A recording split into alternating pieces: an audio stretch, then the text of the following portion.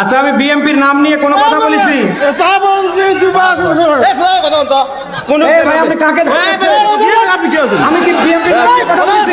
আপনি কথা বলেন, বলেন বলেন কথা বলেন কথা বলেন, আপনি কথা বলেন। আপনার সাহস তো কম না। বেয়াদবির মতো কথা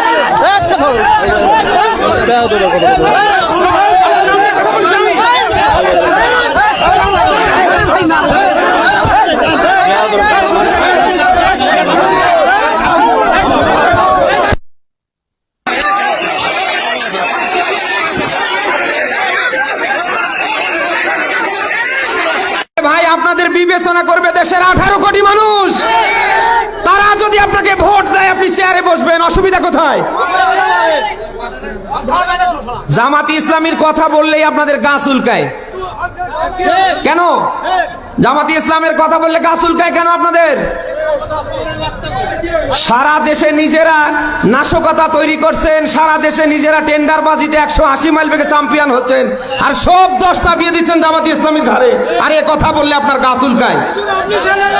এই বসেন, আপনারা বসেন।